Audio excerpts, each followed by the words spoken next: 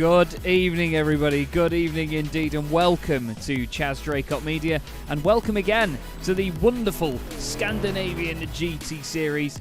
The 2021 spring season is well underway here in this championship.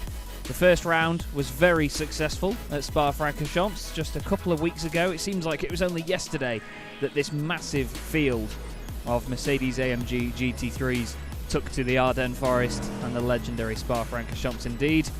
But we're here at Daytona International Speedway for round 2 of this great series. My name is Chaz Draycott. I'm going to be your broadcaster and commentator throughout the entire championship, and I am very excited to be a part of this. The guys are just out qualifying at the moment. Apologies, actually practicing at the minute, and everybody is out there giving it what they've got, you could say. We've got Kenneth Oswald, the Norwegian, currently second only to Asger Radstedt in the MB Racing Esport Nordic machine. Do say hello in chat, everybody. Please do get your messages in. Say hello. I won't bite. Here's Carl Janssen, finished second at Spa-Francorchamps. Had a fantastic time there. Very competitive race indeed. Lasse Bak, who now has a livery on his Williams Esports Mercedes. Looks very nice indeed. He was the outright winner there. Currently 8th in practice, but wow, was he fast at Spa. Carl was saying just how he didn't quite know how he drove away so quickly and managed to fuel save at the same time in his Williams Esports machine. Jarl Tyen, he went well as well. Another one of the MB Racing Esport Nordic drivers. Sindre Setsas is out on track this evening as well for Core Sim Racing, teammate to Carl Janssen. Glenn Kay is back, another one of the MB Racing Esport Nordic cars. There's a lot of them. Idar Gjerdevic in the IGL Coatings E-Racing machine. Very pretty livery on that car. I said last time out how much I enjoyed that one. Got Marty Jakola from Team Vikings. We said that we were never going to miss that livery. Certainly does stand out. I'm just trying to see who is close to finishing a lap so we can potentially jump on board. Let's have a look at Louis Rizan as we go.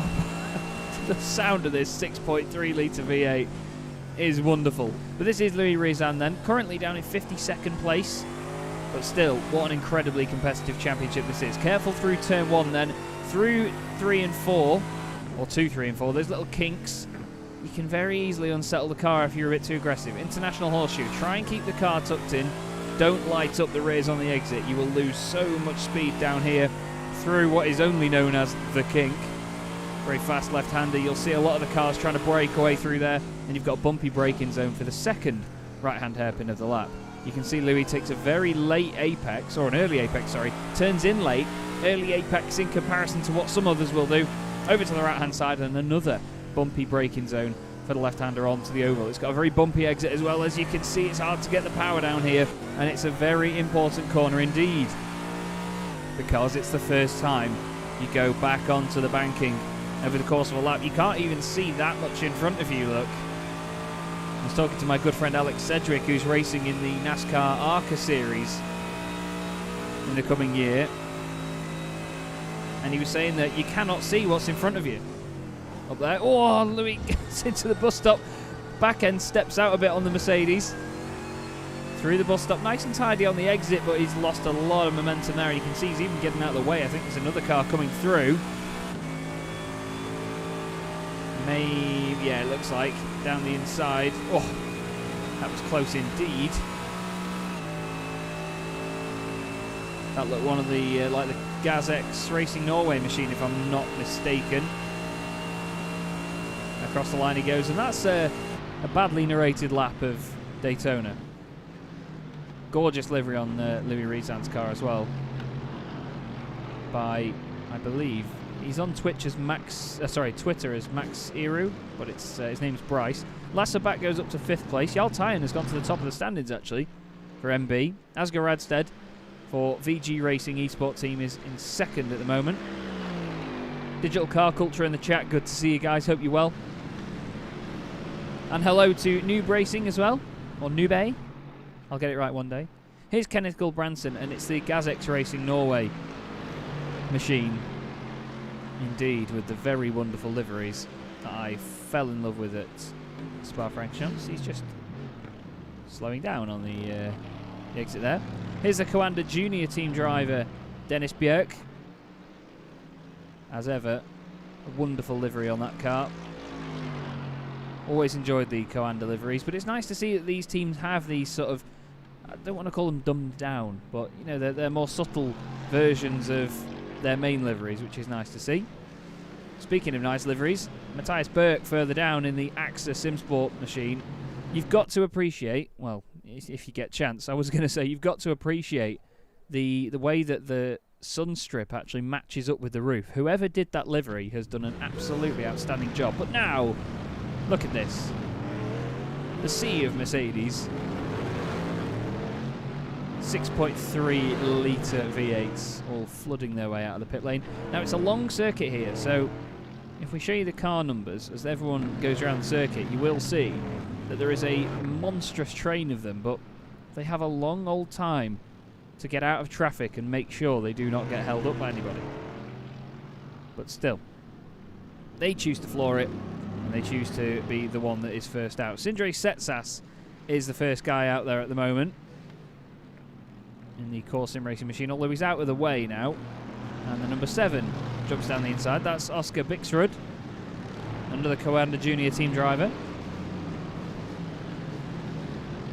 Oscar decides that he's going to head the train up at the front. Now, we did have a number of drivers that were very exciting to watch last time out at Spa-Francorchamps. It was such a fun evening of racing.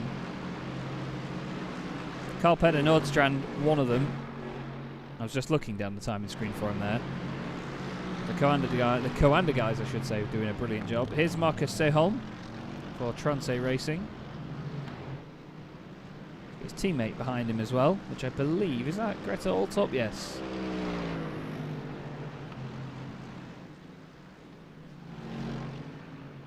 I think I got confused. Yes, there's 2 Greta Alltops. So there's Greta Alltop 4, which is this driver.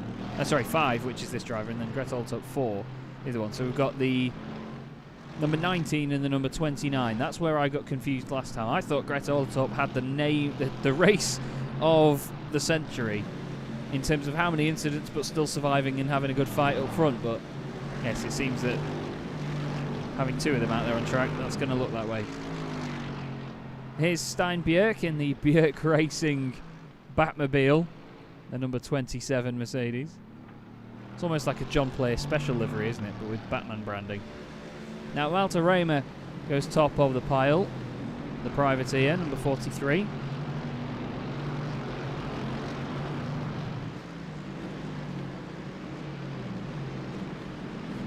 But now the times are coming in. Kjetil Larsen for IGL Coatings E-Racing.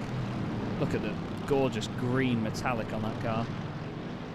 Kjetil Larsen, though, fastest at the moment. His teammate, Eirik Larsen, second as things stand.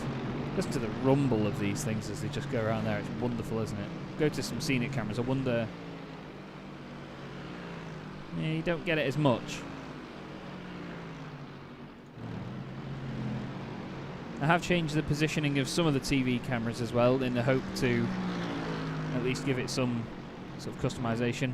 Gives it a bit more realism when some of it is behind poles as well, as you could see there. Chris Tapio, he is 3rd at the moment for RPM, another gorgeous livery. As he screams his way down the banking. He's coming towards the bus stop now. Such a tricky bit of the circuit to get right is the bus stop. Here's Niels Erik Isaacson on his way into the bus stop. Just to show you, you can hear the tyres trying to break away. You've really got to get this car settled. Big front engine beefy lump of a Mercedes. But it's got that massive rear wing on it to keep the back end settled, as most GT3 cars do. Wonderful aero packages on these things. And you can hear, if you just listen, There's a slight... They updated the transmission whine noise for this car. That's such a nerdy thing to say, I know. But they did update it. You can hear it quite a bit from the outside, but listen inside as well. It's just a wonderful combination of sounds in here. You've got that massive, like I say, the big lumpy V8, providing that bellowing bass note, and then you've got the whine of the transmission. It's almost like two separate whines as well. Great sounding car. To me, it always sounded like the exhausts couldn't deal with the amount of back pressure that it was trying to push out. When the traction control kicks in, oh, we've got somebody off and in the wall, it seems. Just heard it then, not quite sure who it would have been. Looked to me like, is that, yeah, Stefan Helvik has a bit of damage on the front right of his car. I'm wondering whether he might have just kissed the wall slightly on the back straight there. But it's currently Jarl Tyen in the number 11 machine. It's top of the standings.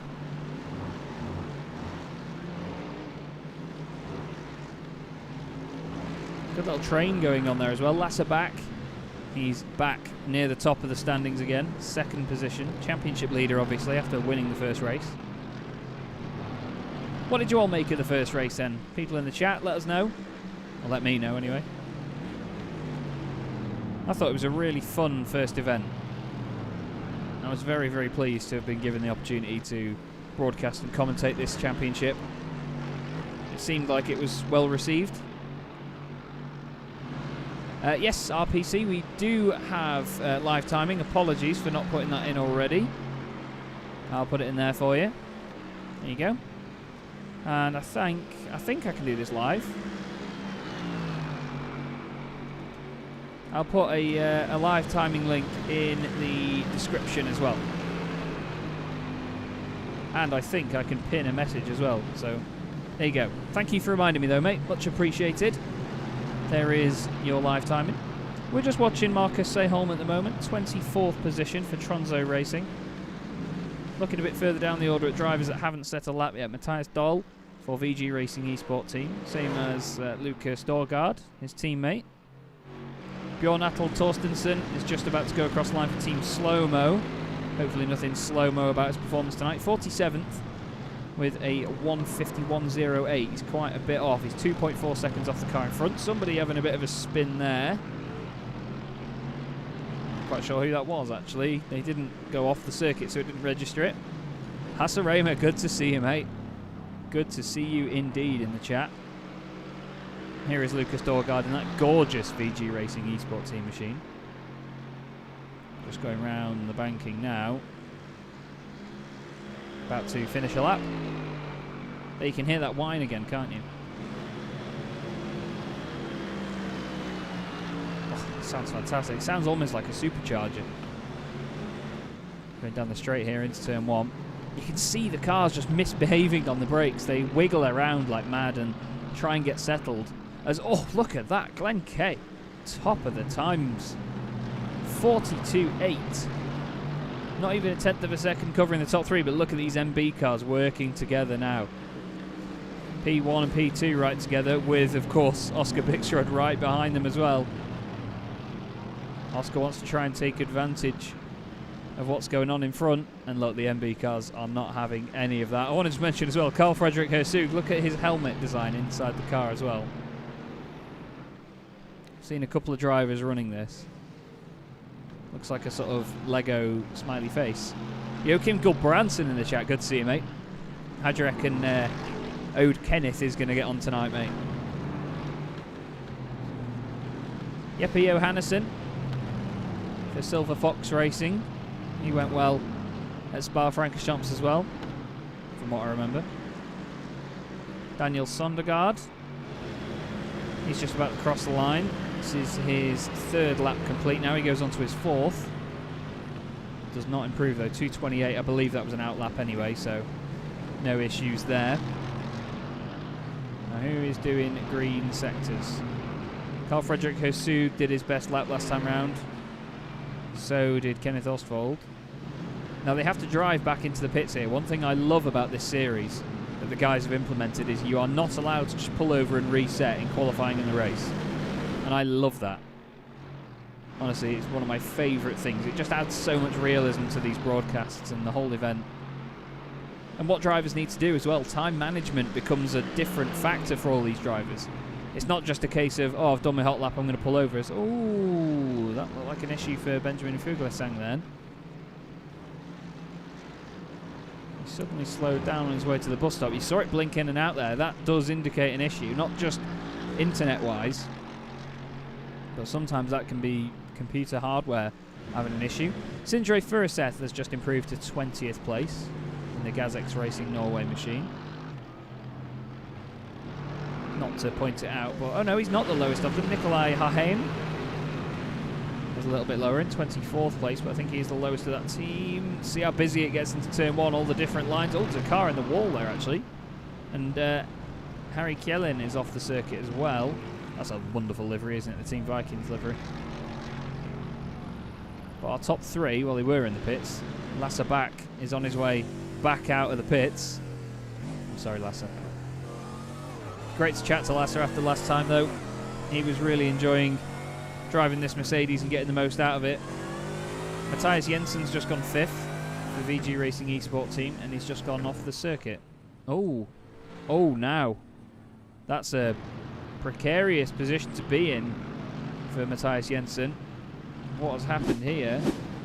Into turn 1. Yep, look at that. On the brakes, the car trying to sort itself out. Spins around, gives the wall. It's not even a kiss, is it? That's more of a peck.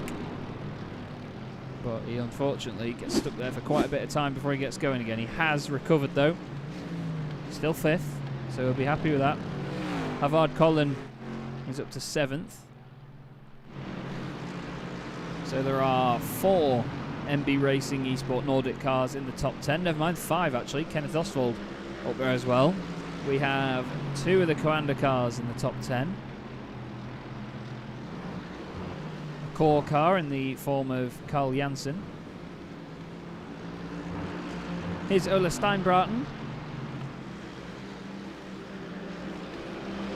Another strong driver from the first round of the championship. Let me know in the chat though, everybody, do you have any predictions on who is going to win this evening? Glenn Kay has done a smashing job to get to the top of the times. Do you think that he could hold on? We all know slipstreaming is going to be the aim of the game around here, because watch this. We've gone on board with Glenn now. You may see that he closes in on his teammate very quickly indeed, and this is going to be important for saving fuel. They have a 1-hour race, but they have to save fuel. The speed of it as well, over 280 kilometers an hour.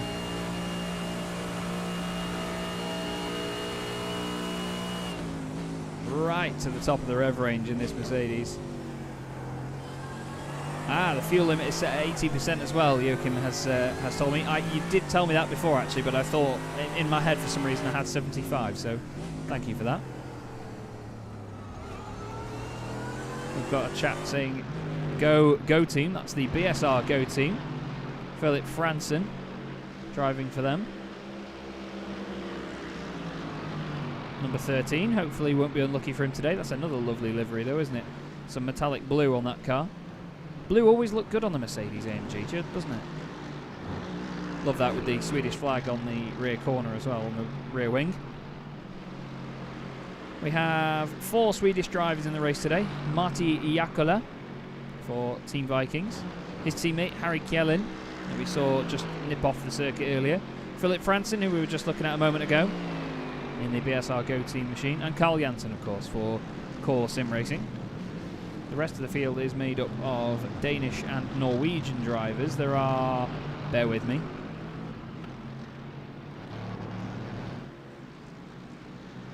14 Danish drivers, so the rest are Norwegian drivers. It shows you it's very much a Norwegian grid.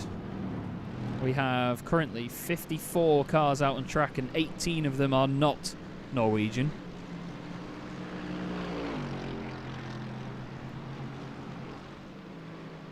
A massive crash in T1 and slow-mo taking the win. Well, it's an interesting prediction at that. As Jarl Tyen back to the top. Look at that, over 1/10 of a second clear. And this is what qualifying with your teammates is all about. Making the most out of that slipstream.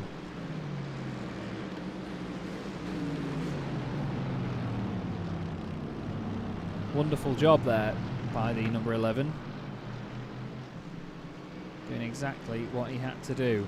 So that's an MB Racing Esport Nordic 1, 2, 3 at the moment from Lasserbach in the Williams Esports car.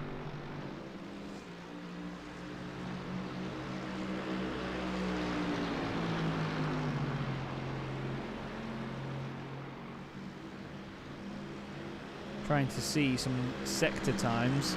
Looks like Oscar Bixrud has actually done the fastest first sector out of anybody. This doesn't look like an improvement from Lasserbach. It's not. Oscar Bixrud though, although he's actually below the apron, so he's not going to complete his lap. He did do a purple sector 1 last time round. Harry Kjellin has gone green as well. Haheim has gone to 21st. Where does Kjellin go? He improved, but not enough to go any further up the order. Philip Franson improved last time. He's 11th now, just under half a second off the top spot. Purple last sector from Dennis Bjerk then as well. So the slipstream is definitely coming into effect here.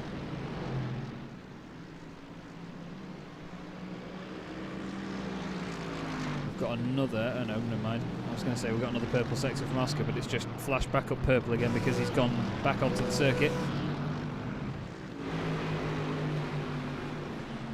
Not seeing any improvements now inside the top 25, at least for the last couple of guys that have crossed the line.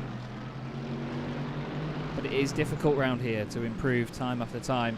With it being such a long lap, it's nearly 2 minutes here. These guys, I mean, they're doing 142s, 143s. In these conditions, it's pretty quick anyway. I mean, that scares me anyway, because I remember when we were doing the, I think we were doing about 142s, 43s in my team in the Daytona 24-hour practice, so that shows you just how quick these guys are. They're doing the same sort of times in GT3 stuff.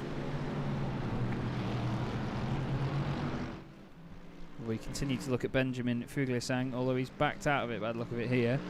I think we might have had an internet issue for Asger Radstedt at some point, because if I show you this on the left-hand side, you'll see, if you look at the speeds, Radstedt in 12th place there apparently has done 370 kilometres an hour. Dorgard, a bit further down, 299 kilometres an hour. And the same for Furuseth as well, a few places further down. Some of these cars, Isaacson's done 306. Now that is a realistic figure, but just shows you how fast they can go around this final banking. It's crazy, isn't it?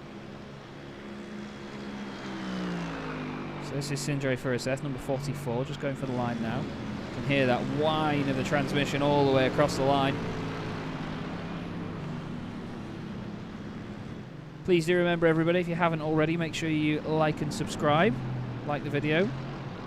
Supports me and the championship. And of course, if you do subscribe as well, I will be forever grateful. And you will not miss further rounds of the championship coming up. And you can also see what else I get up to here at Chaz Draycott Media. A mixture of fun things and serious commentary. I actually uploaded a video today of Digital Combat Simulator. If you haven't seen that before, it's a wonderful flight and military simulator. I was flying around with some friends. Be prepared for bad language though. I don't swear in the commentary, of course, but we all let out the odd one now and then, don't we? Anyway, this is Kenneth Oswald, 3rd place at the moment. MB Racing Esport Nordic are flying, there's no other word for it. Top 3 at the minute. Onto the banking once again they go. Stefan Hjelvik improved on his lap time last time round. He's 28th at the minute, but all on his own on track. If you look at it here, well, I say that 20th place car is just ahead of him on track. That is Sindre Furuseth. The field is nice and spread out now. There's a bit of a train coming across the line with Marcus Seholm in the middle of it.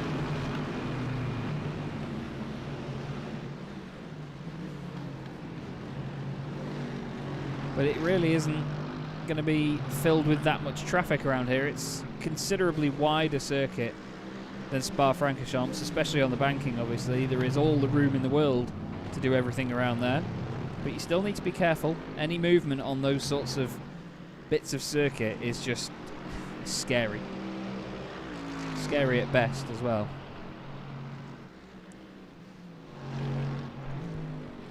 On board with Marcus Seholm, just in front of him there is one of his teammates. I believe that's Greta Olatop. There's a good chance it is because there's two of them in the race. Ooh, bit of a moment there. It's the number 19, so it is Greta Olatop. So if I get this right, there we go. A commentator getting something right. What's wrong? And that's going to be the end of the session now. So these drivers will have to complete their laps, and that will be it. So I'll keep an eye out for anybody that is crossing the line or about to. Chris Tapio, he's just come out of the final corner. He's into the pits. Carl Janssen, he's on the apron, so he's not going to be completing that one. Sindre Setsas, his teammate, on a similar part of the circuit, so I imagine Sindre has also gone for a hot one. Tries to do the shortest route possible. And he improves 13th place for Sindre Setsas. Here's Oscar Bixrud. He's into the pits now. Matthias Jensen also into the pits. This is one of the beauties of this series. Like I said before, the fact that they force these drivers to drive back to the pits, no resetting or towing as it's called in iRacing, is great. It just adds to the immersion and the realism of it all. There's Carl Pedernald's trying to cross the line. No improvement for him, unfortunately. 1:43.489 was his lap time there. So it looks like Yaltayan is going to be on pole position for tonight's race. Now I'm going to say this ahead of time. We won't have much time to go through the grid before this race gets underway. They start just, I think it's just before the bus stop on the circuit. So we will not get much time at all to look at the grid before they get going.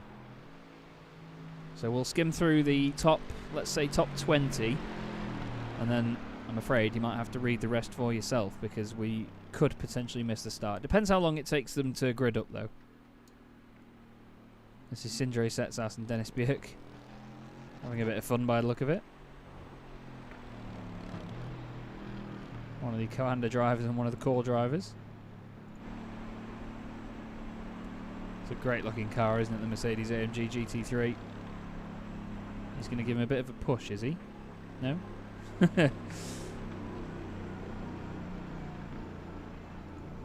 going to try. Race spot, who's that? And there you go then, that is the end of the session. So, for the second time this season, we will have a grid. Yaltayan takes pole position ahead of Glenn Kay. Kenneth Ostwald lines up third ahead of Lasse Bak with Oscar Bixrud and Matthias Jensen on row 3. We then have Carl Hersug with Havard Collin in 8th place. Then it's Benjamin Fuglesang and Carl Janssen with Philip Fransen and Asger Radstedt on the 6th row of the grid. They're followed by Sindre Setsas and Kim Salverson. Ola Steinbraten is alongside Dennis Bjerk on row 8. Then it's Hendrik Furuseth and Lucas Dorgard.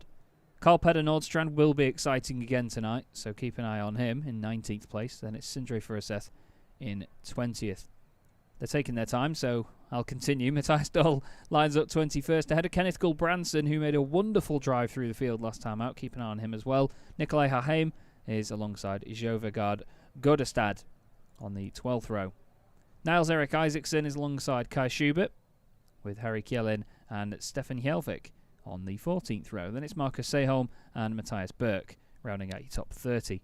Following them is Kjetil Larsen, Greta Olatop with Idar Gjerdevik and Chris Tapio alongside each other. Anders Lille Jorde alongside the other Greta Olatop for Tronse Racing. Try keeping track of that. In 36th. Then it's Daniel Sondergaard, Jeppe Johannesson, Mats Borg Andersen and Marty Jakola rounds out your top 40. And the rest of the grid will now just filter through. because we're about to get underway here at Daytona, and it's going to be a wonderful, wonderful race indeed. Big grid here of 54 cars, as you can see. I don't think the bottom 4 got a time in, but they are gridding up as well, which is great to see. So make sure that you keep an eye out for them. You can see the whole grid there just sitting behind. How much is that worth in Mercedes, eh? Just listen. The collective idling sounds wonderful, doesn't it? Well, Yaltayan is about to lead the field away then as we get going. Now the left-hand side, the order will shimmy round a lot, so do bear with it. But this humongous field of cars is going to provide you with a lot of entertainment over the next hour. MB Racing Esport Nordic have locked out the top 3 positions on the grid, so they are going to try and use their team numbers to their advantage. They've got Lasse back, race 1 winner there in the Williams car. Try not to get them confused. Just behind we've got Oscar Bixrud and Matthias Jensen for VG Racing Esport team and Coanda Junior team as well, so they're going to be on the prowl waiting to see what these MB Racing Esports Nordic cars do. I'm just going to call them the MB Racing cars for now. I hope you don't mind, boys. But an hour of racing is about to get underway here on Chaz Draycott Media in the Scandinavian GT Series.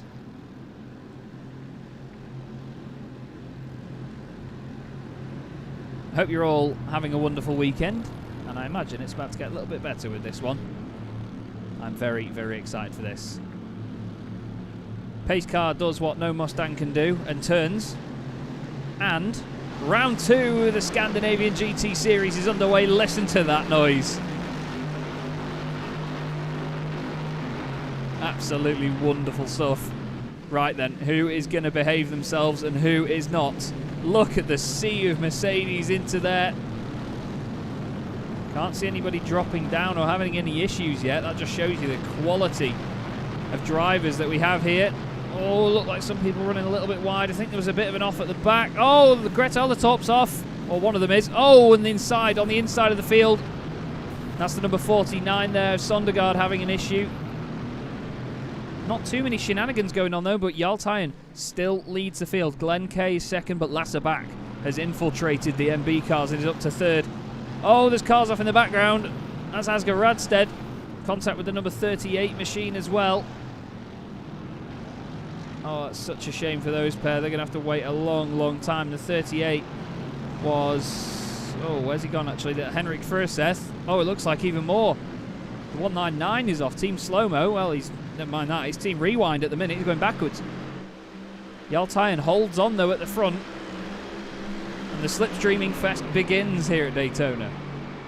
Oscar Bixrud for Coanda, trying to get into the top 4 within those MB cars. There's Benjamin Fuglesang just trying to attack Havard Collin as well, and behind him is Carl Janssen trying to make places. Kenneth Gulbranson has gained 5 positions already. We knew he was good at getting through the pack at Spa. Oh, it's gone to pot at the bus stop as well. Oh, even more contact on the exit. That is one of the IGL Coatings cars off. Thomas Torp was in there. Idar Gerdevic's had an issue. What's happened here? Oh, bit of netcode in that. So that was actually 2 separate incidents there. And, oh, that hit in the rear. Like I said, 2 separate incidents trying to avoid one another. Now, Marcus Seholm's just lost a place but then gained it back. A little bit of contact here and there maybe into turn 1. It's such a difficult corner, the International Horseshoe. It looks so easy from the outside, but trust me, it is not an easy one to get right. Chris Tapio's just lost a spot to Max Borg Anderson as well in the Sharebox TC Motorsport car. But what a lively start we've had here at Daytona. In all honesty, the fact that we've got a 54 car grid and we had what? We've got only 1 car, Anders Lillejorde, in the pits at the moment. Andre Sorensen, Idar Gerdevic, Greta Olatorp, Bjorn Attel Torstensen. They're the only 5 cars really that have suffered from that. Although actually looking at it, Asger Radstedt, Henrik Furseth, Harry Kjellin, they've all dropped a lot of places. But Mads Borg Anderson, who we're looking at there, has actually gained the most places in this race so far. 10 positions gained. Marcus Seholm's gained 9. So some fantastic first lap progress by some of these drivers. Sindre Setsas into the top 10, has gained 5 spots. What a phenomenal first lap he's had. I'd be very intrigued to come and have a look back at that later. Oh, Louis Rizan's had an off. Oh, the car's just out of shape through the left-hander. Luckily, he's out of the way. But a quick recovery is what's needed, and it's what he gets done now. Sindre is under attack now from Benjamin Fuglesang in the Coanda car. Sindre backs out of it. He knows what's good for him. Carl Janssen is just behind there, so 2 core cars now, and 2 Coanda cars either side, because they've got Dennis Bjerk behind them. Fastest lap of the race for Lasse Bak, who is now ahead of Glenn Kay. He would have done that in the slipstream. Yep. So it looks like Lasse, he's not hanging about and fuel saving here. He is just cracking on with this as soon as he can in this battle for the lead. Look at that already. This is only lap 3 and he's already fuel saving, dipping the clutch hard. Oh, we've had an issue further back. Daniel Sondergaard. Oh, he's gone straight on to turn 1. Greta Alatorp's been involved somewhere as well here, so what's gone on? Oh, I think there was a separate incident maybe. Oh! Yeah, Greta Alatorp's had a big one there. Marius Skoglund also going off at the same corner. So turn 1 starting to catch these guys out. That's going in the wall. Oh, that's not good. It's easy to get caught out here. We've all seen it before, haven't we? It's happening once again.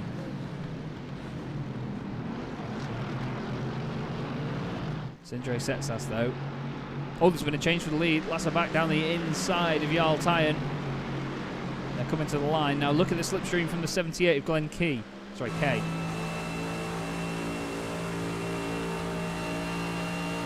What is their strategy going to be? They're staying behind Lasse at this point.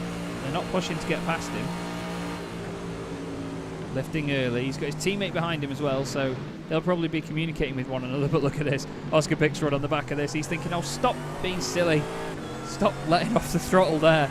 He's done the fastest lap of the race as well as Oscar, so he's on the move. He wants a piece of this. Around the outside at the International Horseshoe. I've not seen many people make that work, Oscar. Still, these guys are a lot more talented than I. You never know what they're going to do. Get a good view there of the MB Racing Mercedes in front. Of Kenneth Ostwald looking back.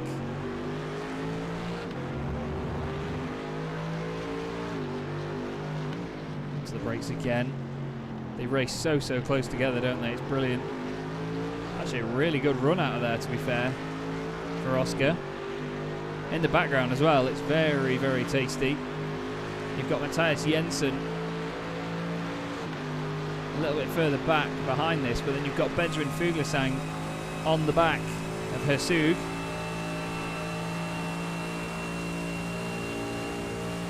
And even further back, we've got Sindre Furuseth now there. Yep, that's how close you can get. That's Kenneth Gulbrandsen chasing us down. The 16th and 17th position, and he's got friends with him. Kenneth Gulbrandsen has gained 5 spots now.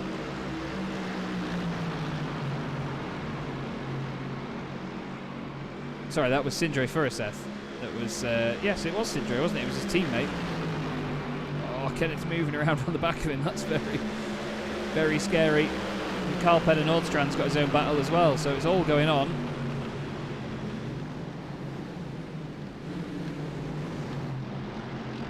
But inside the top 10. Oh, car off. That's Oscar Pickstrud.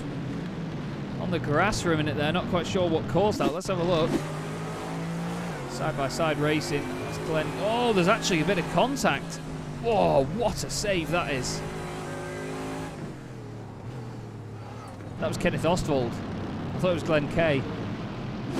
But, whoa, that was a real amazing save from him there. The two of them making contact. I'm not sure whether Kenneth knew that he was still alongside. He's still flashing his lights, obviously. Big check up there from them as well, because look at how close they all are together. They've got the 95 of Matthias Jensen in there, then Benjamin Fuglesang. This is even further back. We've got Lucas Dorgaard and Matthias Dahl right together. Two teammates actually as well, look. One with green wheels, one with, what could you call that? Would you call it plum? Plum wheels? I don't imagine plums would make good wheels. We've got 4 cars that are in the pits, unfortunately, at the minute. Bjorn Attel Torstensen is one of the only ones that is moving currently. But there's just battles everywhere again. This is why I love this series. Battles all over the shop. This is Mats Borg Andersen. Ahead of him is Jeppe Johannesson and Chris Tapio. And he's not going to hopefully give him a Tapio. Oh, we've got Emil Larsson. Oh, who's that? That's Eirik Olaursson off the circuit in the IGL Coatings machine. It may be green, but it doesn't blend into the grass that well, Eirik. What on earth went on there? I think Harry Kjellin, I think, might have been involved in this. Oh, Harry's just overshot. Oh, and Eirik's had his own moment behind, look.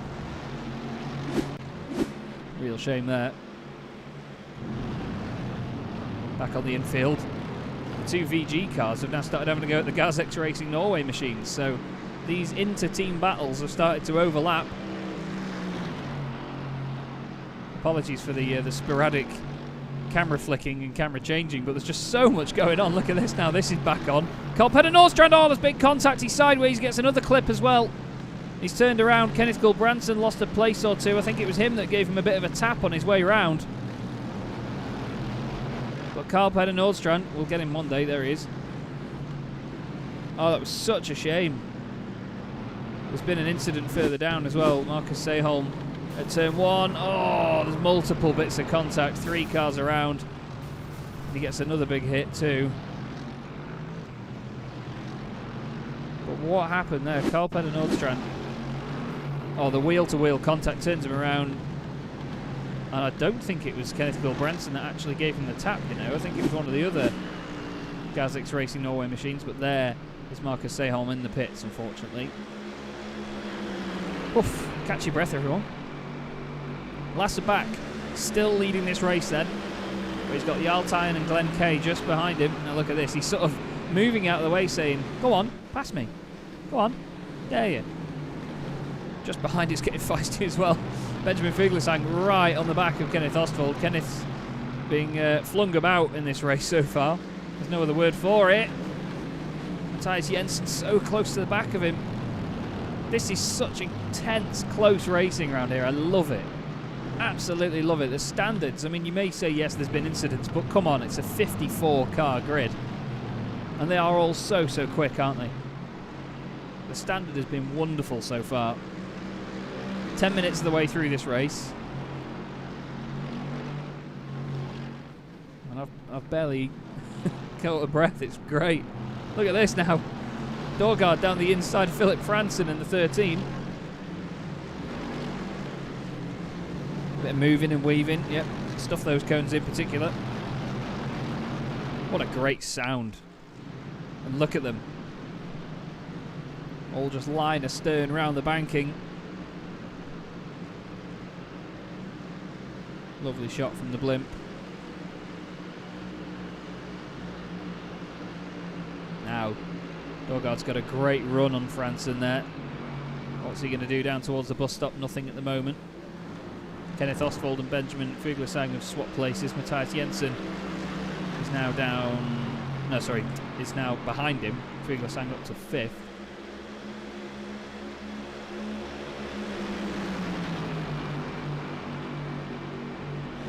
However, Jensen flashing the lights around the outside. Nothing doing at the minute. But this is the thing, you see. As soon as you hold off, I mean, look at how much Carl Fredrik Hersug and Sindre Setsas closed in on the brakes there. As soon as you hold off from overtaking somebody on the banking, you just get caught up by the next car's back. There's this humongous reverse domino effect, essentially, where you end up just bringing other battles to you. Now that you can see out the windscreen there is the entire top 9. Dennis Bjerk is over a second back from this, but you can see the whole top 9 from Sindre Setsas on board, which again shows you just how close this championship is going to be, and already is. And if Spa-Francorchamps wasn't an indication, then I don't know what is.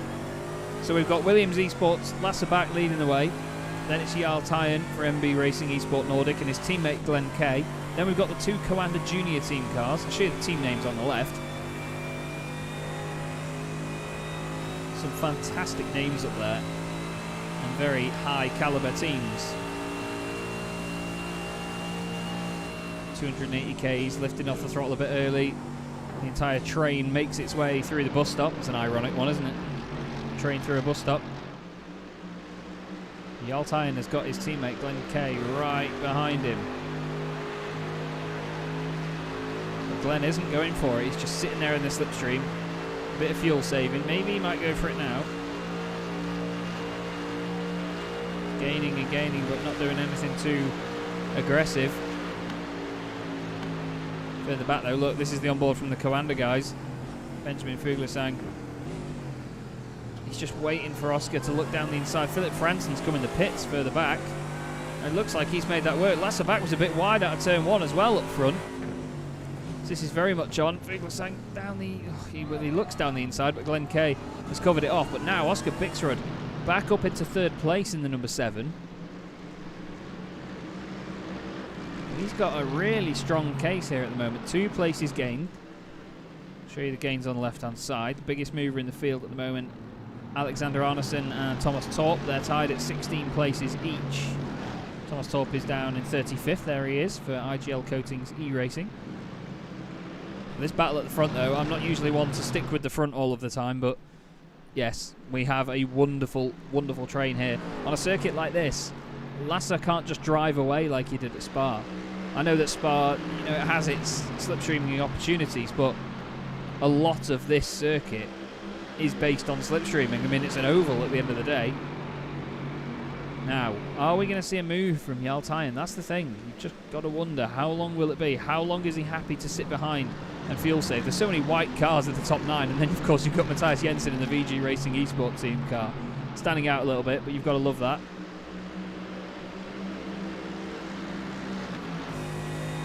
Closing, closing, closing on Kenneth Ostwald. Now, he's got no teammates around him here as Matthias, so he needs to get on with it. Either that or he just has to manage his own strategy. Is he going to lift off? Bit of the clutch there. And a bit more into turn 1. Look at the tiny bits of corrective oversteer. Now just in front, Benjamin Fuglesang has gone down the inside of Glenn Kay. Glenn started on the front row of the grid. He's now down to 5th position. Benjamin going through. And look at that. Jensen down the inside of Ostwald, trying to make that one stick out of there, side by side towards the kink. Close your eyes. Through they go. Oh, that was so close to being on the grass there from Matthias Jensen, but he gets it stopped down the inside. Wonderful stuff. Now, what's Setsas going to do about this? Is he going to set about overtaking Ostwald? Bit of a check up there before the left-hander.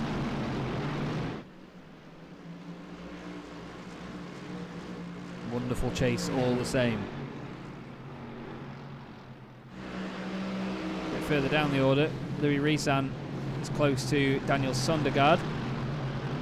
This is 45th and 44th position. I think Sondergaard got past. Yes, he did. He just got past a few moments ago.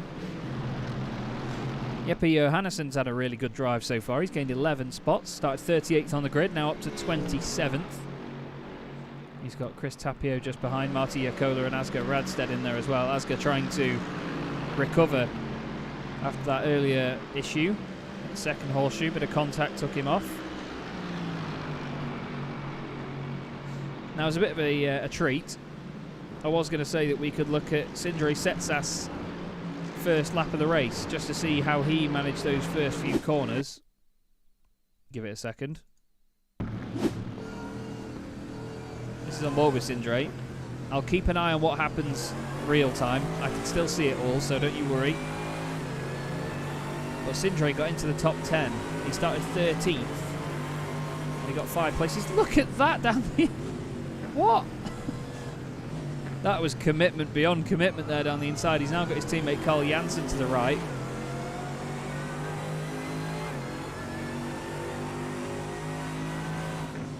so late on the brakes around the outside of these guys. There's just a huge open space and he's just using it. Oh, sideways on the exit as well. I mean, that alone, fantastic show of commitment by Sindre Setsas. And he currently sits in 8th position in the midst of this train. Carl Frederick Hussu just behind. He started 7th. He's only dropped down 2 places so far. But it's been an incredibly competitive top 10 so far. Now, into the slipstreaming game comes Lucas Dolgard behind Sindre Furuseth. What's he going to do? The VG Racing eSport team driver goes to the right-hand side. But later on the brakes, though, Sindre Furuseth back down the inside. Lovely stuff. Behind them is Kai Schubert, the privateer, number 33. And then Nikolai Haheim trying to get up there and help his teammate is the number 48. Now at the front, look at this. Bump drafting almost at Daytona. Proper restrictor plate racing here. But look at Oscar around the outside. Oscar Bixrod, he is not taking this line down. Around the outside at turn 1. Can he make that stick? That'll be beautiful if he can, but doesn't look like it. No overlap for him there. He's got his teammate, of course, Benjamin Fuglesang behind. And it's all fanning out. Oh, I think there was a bit of a touch between the 2 teammates there. Don't think he'll be pleased with that. Out of the International Horseshoe they go, side by side. Oh. These guys know what they're doing about cutting it fine, don't they? Wow. Hard onto the brakes. Lasserbach still leading this at the moment. Matthias Jensen stuck in there.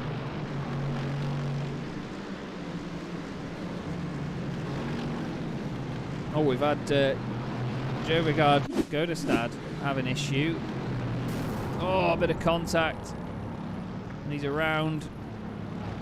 Now he tries to get going again. I think Marty Yakola's had an issue as well. Oh, down at turn 1. Oh, the car gets away from him. Oh, it's going to go in the wall. That very pretty livery gets damaged. It's not what we want to see. But there is Jovigard Godestad. Or Godestad, apologies. Continuing on at the minute.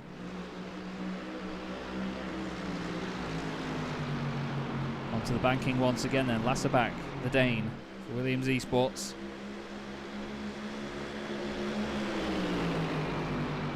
Getting another little push off Jarl Tyen. Oscar Bixrud, though, he's not going to be waiting around. Same with Benjamin. Those 2 Coanda drivers in 3rd and 4th, they're not doing any of this. Let's hang back. There will be pit stops today. So some of these guys are going to try and save fuel where they can. Car coming out the pits there. Kenneth Palsrud's had an issue. Oh, throttle. On the throttle, it just goes around. It's a long spin in the Mercedes, that. But back on board with your 4th place driver, Benjamin Fuglesang. Look how late they can go on the brakes into there. Andre Sorensen's just had an incident as well. And is slowed down. We're a 1/3 of the way through the race now, by the way. Can't believe how quickly it flies by. It's so much fun. Great stuff again from this championship. Anybody could still win this. This is the thing now. With the pit stops considered later on in the race, and the fact that these guys are going to start pushing harder right towards the end of the race, it could go anyone's way. All it could take is 1 lap further for any of these drivers behind Lasser. 1 lap longer on your stint. And, you know, you save, what, an extra second's worth of fuel in the pits? That could make all the difference. But at the same time, would any of them break away and get past him? Now the 2 Coanda cars are right with Jarl Tyen here. Is this a bit of strategy from them, though? Is Benjamin going to go down the inside and be let through by his teammate? Or is that Oscar trying to make a move of it? You never know, do you? The 2 of them side by side, though. This could be a bit of a hindrance. There's a car coming out of the pits. That is the 46th place car of Greta Alatorp.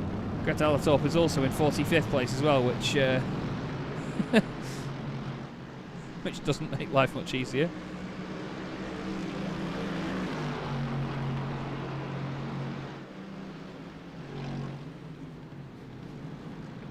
Thank you to those of you that are subscribing, by the way, at the moment. Much appreciated.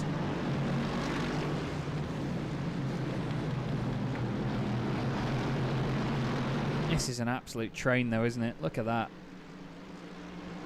All the way down to Carl Frederick Husug at the back of it. We'll go on the nose camera so you get a bit more of a look at that. Around the banking, it's beautiful.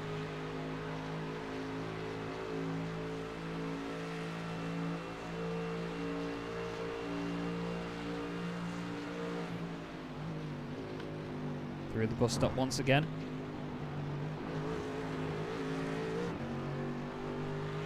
Now there's more traffic further in front of this, so this is going to get very focusing for these drivers.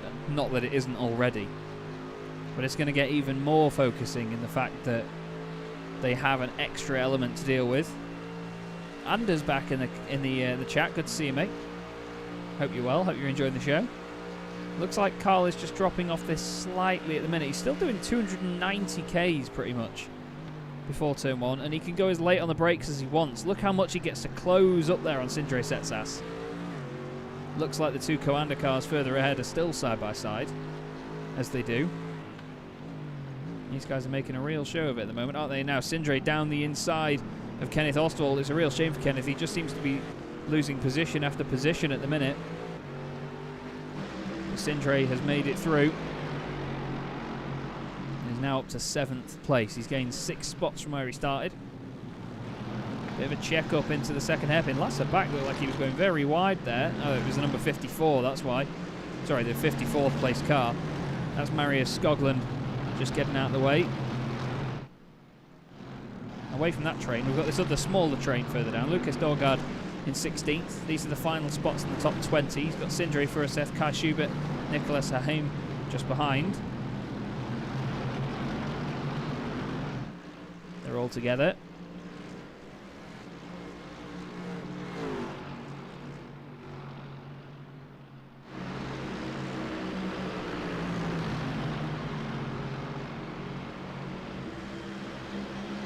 Fantastic stuff at the minute though, isn't it?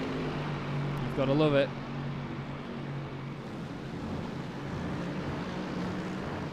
And this is the sort of racing that separates a lot of these drivers from less experienced racers. It's knowing what to do at the right moment in a situation where the slipstream really levels the playing field. It's knowing when to go for a move, when to hold back. Oh, Andreas Helgerud has gone off the circuit. Oh, now Yaltayan is really having to figure out what he's doing now. He's got to think, am I going to defend from these boys? Or am I just going to keep attacking Lasse? What is going to go on around the outside? Oscar Bixrod has been on an absolute mission at the moment, hasn't he? It's so exciting to watch. I told you, look out for these Coanda boys. Awesome to watch. Let's have a quick look at what happened to Andreas Helgerud. Into the horseshoe. Maybe a bit hot on the brakes. Oh, that's, yeah, way too hot. Keep it out of the wall. Yes, lovely job there to keep it out of the wall, to be fair. Doesn't quite blend in with the grass. But that's not really the main issue there. Now then. Yaltayan has got a big old train of Mercedes behind him still.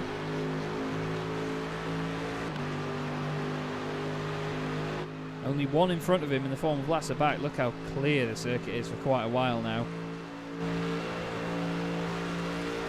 But let's just stay on this camera for a moment and keep an eye on these two Coanda Junior Team Mercedes, because they just get it hooked up out of here, get some wonderful slipstream, and they just hang on to it.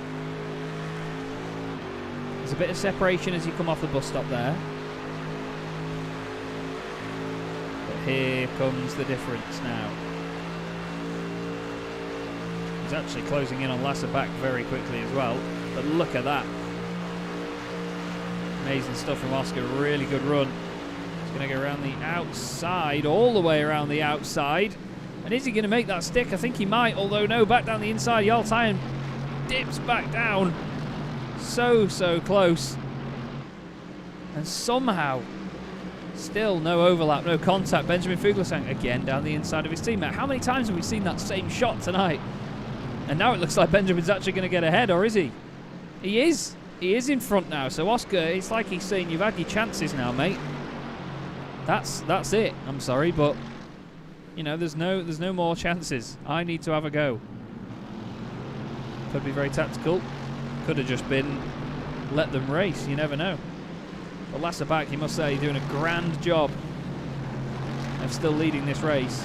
You could say, yeah, Jarl's not attacking him too aggressively yet, but either way, he's still got to do the job and keep that pace. Oh, we've had cars go off further down the order. Bjorn Attel Torstensen. Oh, that's a big one. Marius Skoglund has gone off as well. What's happened to Bjorn Attel here? Oh, loses it on the way in. Car's already pretty damaged. And again, the slow-mo car becomes a rewind car. Marius Skoglund has had this off. Oh, gets away under the kink. That's a big off, that. Hopefully doesn't hit anyone. Oh, wow. Who is that? I think I know exactly who that is. Let's just see if I've got this right. No, it wasn't Thomas Torp, so ignore me. I'm chatting rubbish. It was one of the IGL cars, wasn't it? It wasn't Kjetil Larsen. It was Niles Erik Isaacson. Here you go. Or was it? No.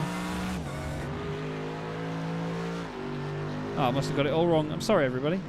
But clearly I don't know who I'm looking at here. Ah, there you go. Stefan Jelvik. We will get this. I just want to see this shot. So here is Stefan Jelvik into the right-hander. I'm sorry this took so long to get, but watch how close this is. Wow. Well, I hope he puts a lottery ticket on tonight because he'll need it. Look at this lot. The rabble. Now Benjamin Fuglsang has actually taken second place. He even took Lasse back at one point. Look, he's ahead of Lasse there. He's actually in the race lead. He's got his nose in front at that point, but Lasse just holds onto it down the inside. Nearly contact. Great stuff. But he manages to be alongside Jarl Tyne for long enough to hold onto it. Not that Jarl wanted him to go without at least showing him what his wing mirror looks like. Epic stuff. Epic stuff again at the front. So, Lasserbach leading the way. Fuglsang is going to be right there with him, though, before you know it. He's got 0.38 of a second between them. Now here comes that closing speed. What do you reckon? Is he just going to get himself in a position where he fuel saves from right behind the leader? Or is he going to go through? Yeah, that's not holding back, is it? Goodbye. Now where is Lasse? He's still down the inside. He's still done it. Oh, but Benjamin got a little bit out of shape. And through goes Jarl Tyne once again. Now there's a car in front of them as well. 43rd position. Who is that? That is Greta Aldertorp. 4, not 5. Oh, and Fuglsang is just hung his teammate out to dry there. This is going to get scary, isn't it? Oh. Oh. Oh, when there's traffic involved, it gets so scary. But still behind them, there's this massive train. Dennis Bjerk's going to be hanging on, and so's Carl Janssen, and they're thinking, what on earth? They're just thinking, what is going on up there, boys? A little bit of argy-bargy in the traffic there, Greta. This is the only thing you can do when you've got this going on. Just stuff it. Just pull over. Let them go.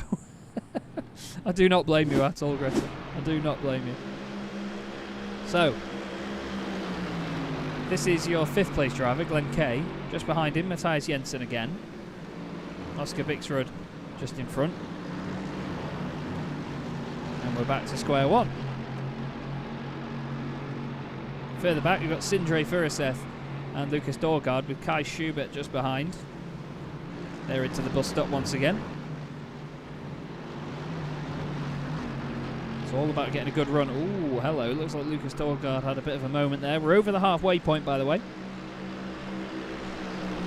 So we are well in our stride now here at Daytona in the Scandinavian GT Series. Please do not forget to like the video, guys. We've got 96 viewers at the minute. Thank you everybody for jumping along, but please do make sure you give the video a like as well. We've only got 14 at the minute. Let's get that over 25, shall we?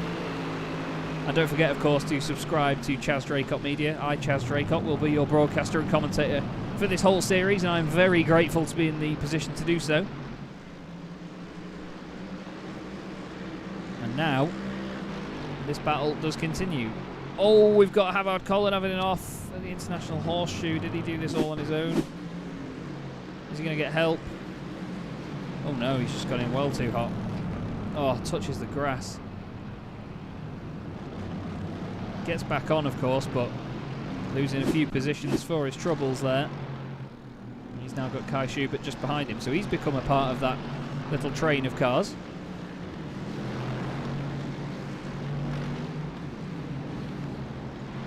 But yes, thank you very much, guys, to those of you that have subscribed so far. Really means a lot. I'm very, very grateful indeed. And I'll make sure that I do my best to pronounce everybody's names right.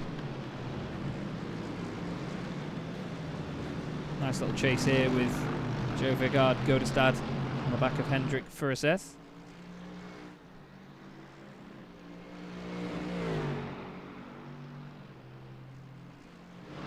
This is another situation even further back where do you go for the move, do you not? Do you do this and just feel safe? Because the thing is, if Joe got ahead, look at the gap further in front. It's 2.6 seconds to Kjetil Larsen. So do you even push past at this point, or do you feel safe until the pit stops and see what you can do from there? Because as soon as you get past, the other car's just going to have the slipstream straight away. It's a real balancing act here at Daytona. This is Lucas Dorgaard, who seems to always be in the action this evening, with Sindre Furuseth just behind. Ola Steinbratten's just ahead up the road in the other Gazx Racing Norway machine, with Kenneth Gulbrandsen and Matthias Dahl in front. Two cars in front have gained 9 places each at the moment. There's a big gap from Matthias Dahl to Carl Janssen, who of course is starting to close up on this mega battle at the front of the field. But we'll let that simmer for a little bit. Here's Thomas Torp, two of the prettiest cars on the grid. The IGL Coatings E-Racing car and Marty Jakola's Team Vikings livery. There's a shot for you, look at that. Thomas Torp has gone to the top of the banking. He's now going to just get a bit of overspeed over the line. There you go. Looks like Marty Jakola maybe suffering from a bit of damage, actually, from that hit into the wall earlier, because Thomas didn't have a massive amount of slipstream there. You know, he was ducking out of the slipstream and still got a really good run. So Jakola, it looks like, a bit of damage at the minute. Still, you've got to love that livery, haven't you? It's fantastic. Now Jarl Tyen has gone back to second place, and he's going to go for the lead here. He's down the inside of Lasse back. Can he do it? Lasse hangs it around the outside. They're very close to making contact. There is a bit of contact. Oh, and Lasse's off. Oh, he gets elbowed out wide. He's been at the front for so long, and Jarl Tyen takes the lead. Oscar Bixrud straight on it now on the attack. Benjamin Fuglesang is going to play rear gunner, but Lasse back, you've got to be absolutely gutted for him. You saw him tap the brakes. I'm wondering whether that upset the car or whether it did just spit his car out to the right-hand side. Let's have another look at it. It's gone good old chopper cam. Now see, look at that fantastic use of the space. Oh, he's actually out of shape. Lasse was slightly out of shape there, wasn't he? We do look at Lasse's car. We are going to slow-mo it a sec. Look at the use of the space there by Jarl Tyen. There is just a car's width. A little bit on the grass, but look, Lasse's car is definitely out of shape there. You can see the corrective oversteer there. There's a bit of brakes and, oh, that. Just that tiniest tap. Quarter on quarter. That's all it took. I'm not sure if you could blame Jarl Tyen for that, but he did run a little bit wide into him, but at the end of the day, it's very close racing. But now, speaking of close racing, I want to ride on board with this man, Benjamin Fuglesang in third place, because he's got his teammate, Oscar Bixrud, right in front of him, and then Jarl Tyen, your race leader. and none of them are going to take this chance at a race lead lying down. Whoa! What happened there? I think Benjamin just clipped the apron on the inside. Look at that there, trying to get the side draft is Oscar Bixrud. Needs to be careful moving over into turn 1. Hard on the brakes. You can see how much the car wants to move around. Yartayan just hangs onto it. Now Lasserbach has to get past Sindre Setsas. Nikolai Haheim has come into the pits. Oh, get it stopped.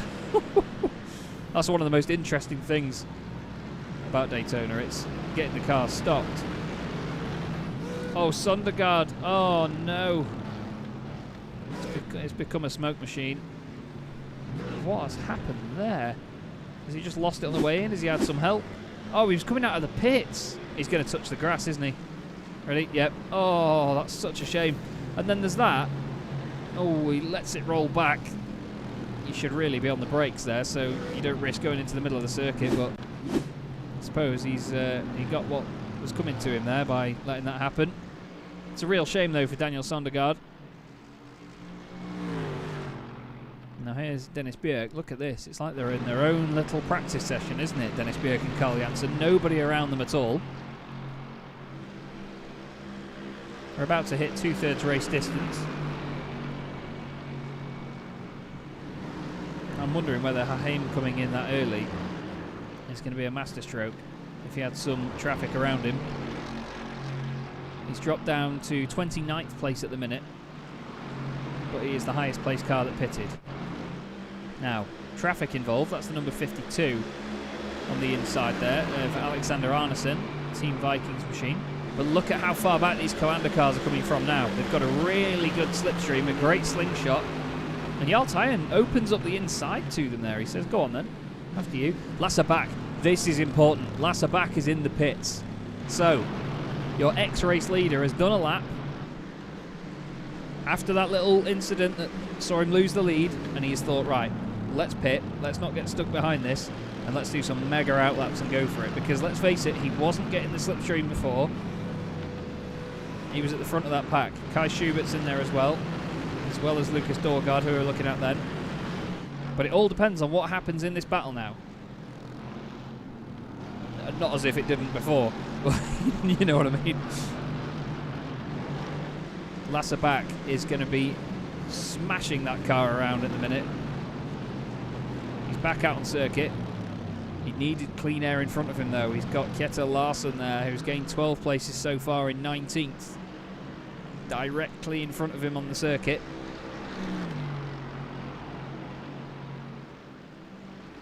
Can Lasse make the most of this on this outlap? Or is he going to get held up? Back with your leaders. There's traffic. Pretty sure that that is Christian Hovden, the privateer, in the bright pink machine. It is. Now what's he going to do to help or hinder the leaders? Yartayan is going to have to go the long way round. Hovden comes in the pits. Anybody else going to join him? Anybody else? Oh, we've got Matthias Jensen in. So he's now come in. Yartayan trying to hold on. Oscar Bixrud trying to go around the outside. Oh, bit of a moment there for Oscar. Benjamin's going to go through, surely. They're going to be side by side on the way down to the International Horseshoe.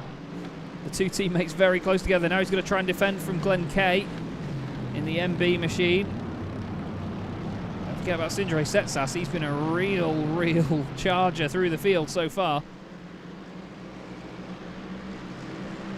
The MB guys have done a great job to stay up there, but they have slowly just dipped away in this front pack. We've got a humongous party in the pits.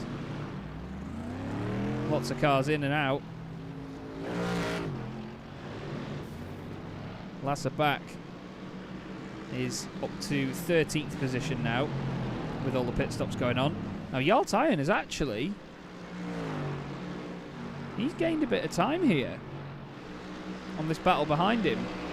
Oscar and Benjamin have held each other up, it seems. That's very interesting indeed. So now they need to push, because Yartayan's going to be loving this. What's the slipstream going to be like this time, though? Because it is only 0.7 of a second. You will get a slight advantage from the slipstream from back there. Let's see, the gap is down to 0.68. Now it's 0.65, 0.64. Into the pits, in comes Oscar Bixrud. Jarl Tyen stays out, Glenn Key stays out. I'll get it right one day, Glenn, I'm sorry. Kenneth Ostwald is in, Carl Jansen has stayed out. Interesting mix of different teams doing different things there. Kenneth Gulbrandsen staying out as well. Where is Lasser in all of this? He's coming around the banking of 3 and 4. So, the highest placed driver before they went in was Oscar Bixrud, who is there. There's the Batmobile. Oscar is moving. Oscar's actually, the two Coanda cars have lost out, you know, because that in front of him there, that's Carl Fredrik Hersug, and Sindre Setsas has jumped them as well. Where is Lasser back? There he is. So Lasser does stay in front, but only just. If you consider where Sindre was in that battle, that's fantastic from Sindre. The amount of fuel saving that he must have been able to do is just brilliant. So he's right behind Lasser now. Oscar is behind Carl Fredrik Hersug, so Carl's done a great job too. It looks like the Coanda boys have got more work to do. Benjamin Fuglesang also. He's behind Matthias Jensen, who, don't forget, pitted a bit earlier, didn't he? So that's worked out for him.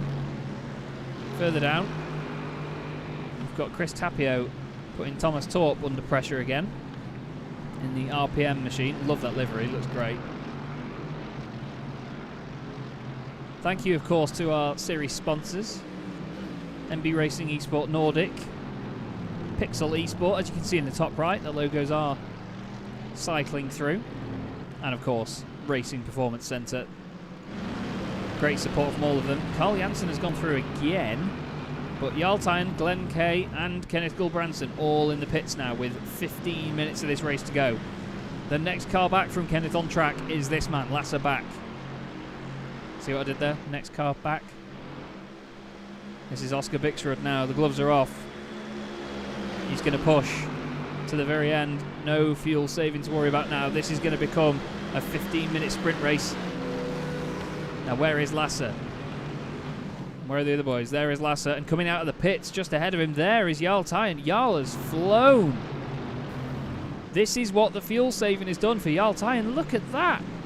There he is. And there's Lasser back. You could argue that it was the little bit of contact that happened before, but Jarl has done a wonderful job of that.